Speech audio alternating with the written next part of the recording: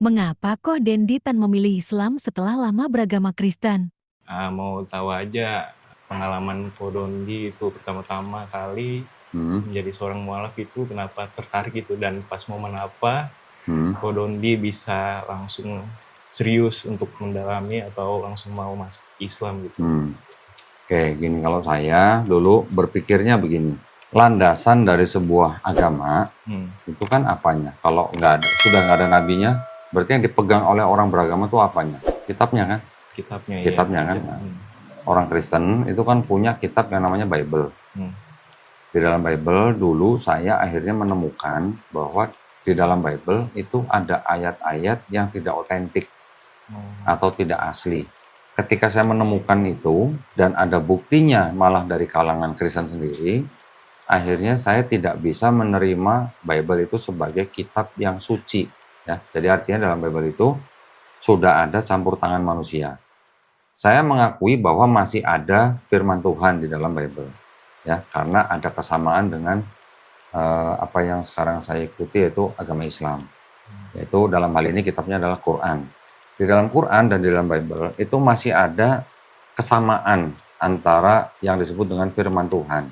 Contoh, Tuhan itu Esa, satu, tidak ada yang lain.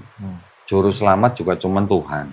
Namanya juga kalau kita pelajari dari sisi linguistiknya, ternyata ada kesamaan. Nama Tuhan yang Esa itu adalah, kalau di Bible itu Allah, atau kita sebut Allah.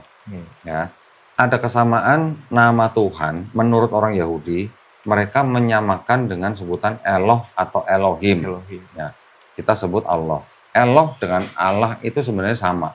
Ketika saya menemukan di dalam kitab suci saya waktu itu ada ayat yang tidak asli, saya akhirnya mengambil kesimpulan bahwa kitab ini sudah ada campur tangan manusia. Jadi buat saya waktu itu saya tidak bisa menerima ini sebagai kitab suci.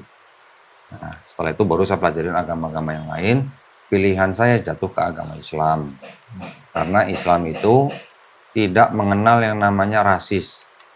Ya, tidak mengenal orang suku agama apa, suku ras apa. Kedudukan semua manusia tuh di hadapan Allah Subhanahu wa taala tuh sama semua.